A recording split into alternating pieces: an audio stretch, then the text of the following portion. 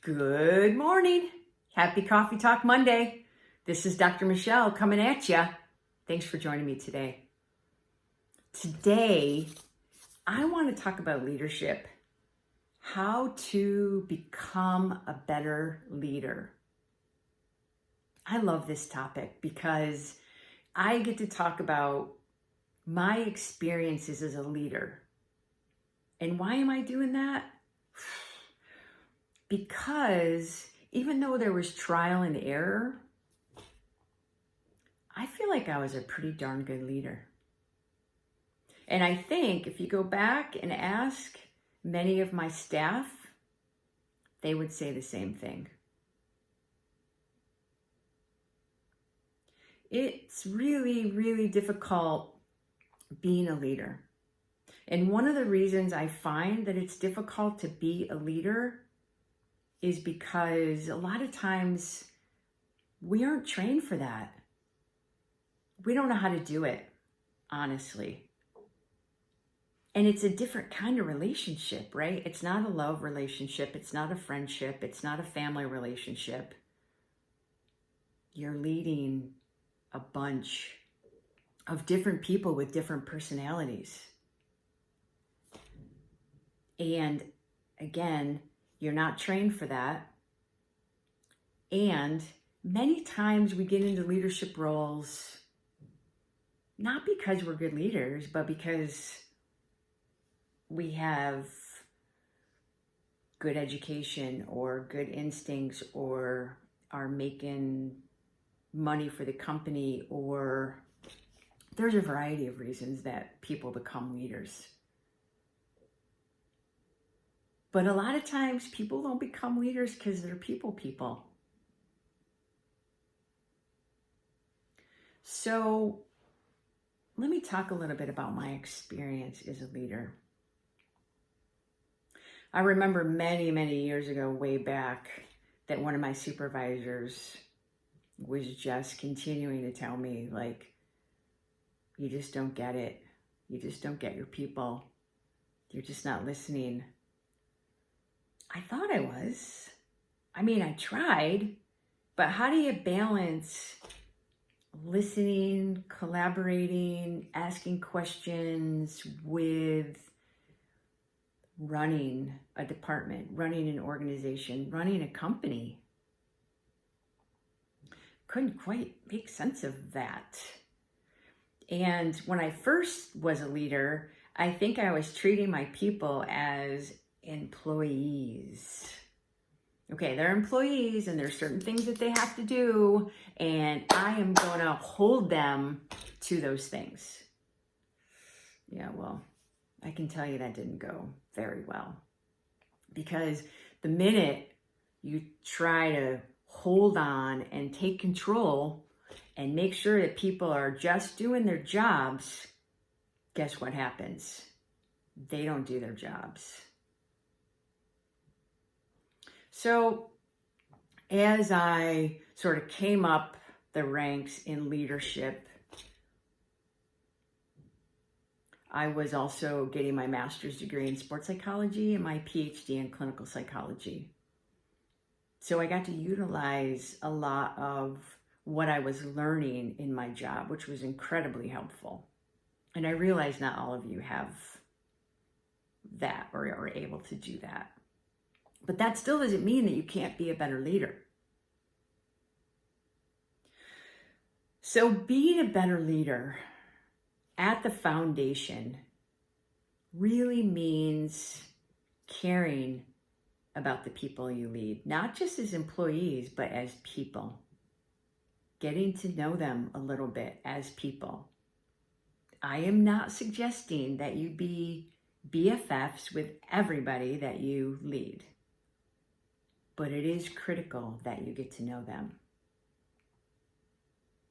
I think it's also critical that you ask questions, that you listen, that you collaborate. I'm going to talk a little bit more about those things. It's also important that you're clear on the direction that the organization is going, that you're able to talk about your mission statement or whatever it is that you call that. The most important thing, and I think this goes back to point one, is that you treat the people you lead like they're human beings, because they are human beings. Imagine that. Yeah. So when I led people in an organization, I asked a lot of questions, a lot of open-ended questions, and I did a lot of listening. I let my people know that I was there for them, personally and professionally. I had an open door policy. I know that's so cliche, but it's so important. And I didn't micromanage my staff. I met with them on a weekly basis, one-on-one, and my team got together on a consistent, regular basis. And I allowed my staff to do things that other leaders might not do. For example, I had a staff person who came to me and said, "Can I bring my son here in the afternoon? I don't have any childcare. My son doesn't have anywhere to go." And initially, as you can imagine, as a leader listening to this, I was like, oof. And then I stopped and I stepped back and I said, as long as you get your work done, I want to be as helpful as I can in this situation. So yes, you can bring your son here after school and let him do his homework or whatever. I had another staff person who, before I took on this role, didn't get promoted. He was a bad egg. Couldn't do the job. Really?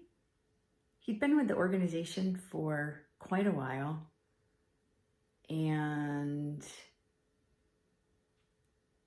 I thought that he could do the job, but that he just needed a little bit more support, a little bit more understanding, a little bit more guidance. So everyone else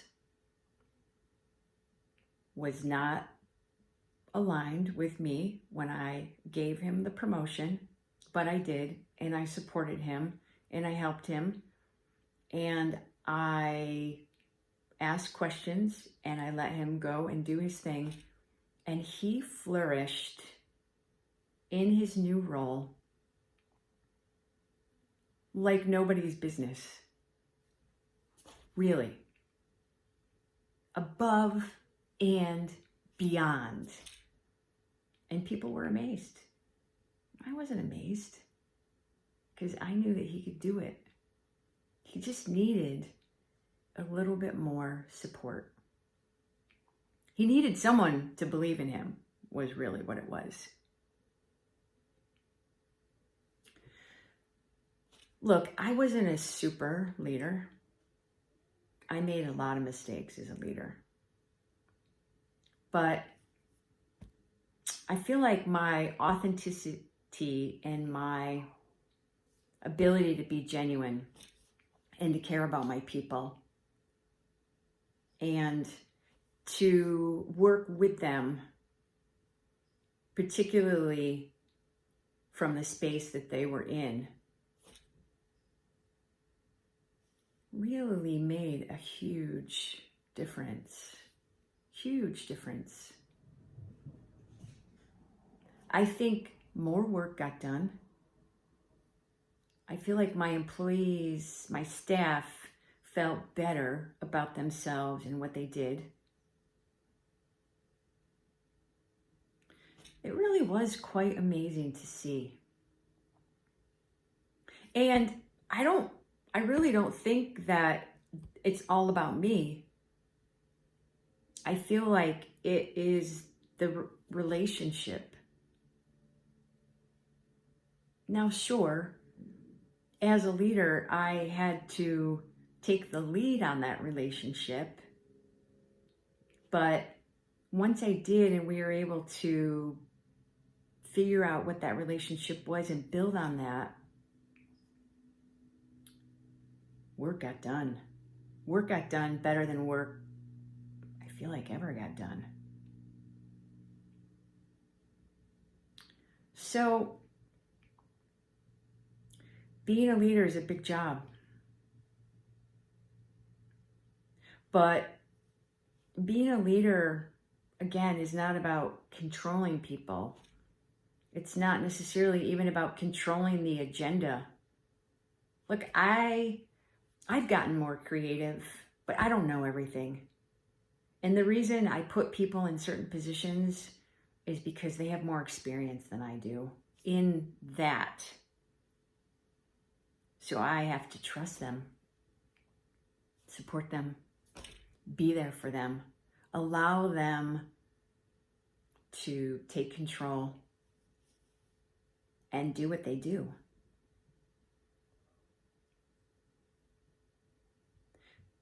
So it's not always about the things that we think it is about. When we can move away from what we think we need to do,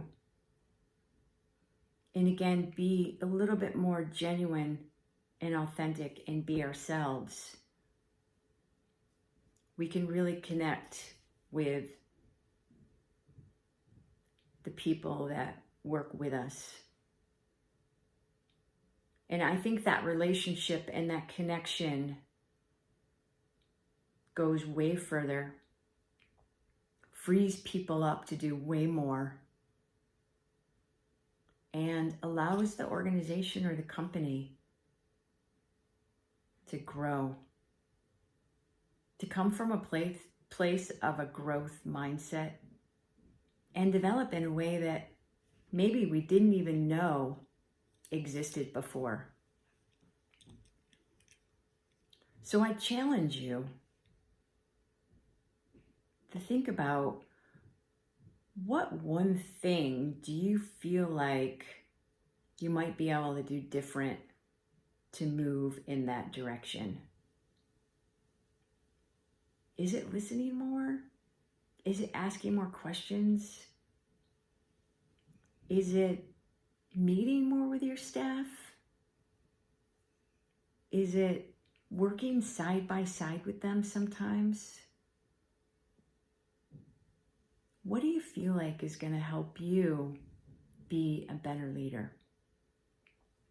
And of course, if you need any help with that, Dr. Michelle is always here for you. And I do offer a free 30-minute phone consultation. We can always just chat. Sometimes in those free 30-minute phone consults, that's all people need to have a little bit of an edge. Have a great week. It's been awesome having you here. Thanks for sharing this moment with me. I will see you next week. Take care.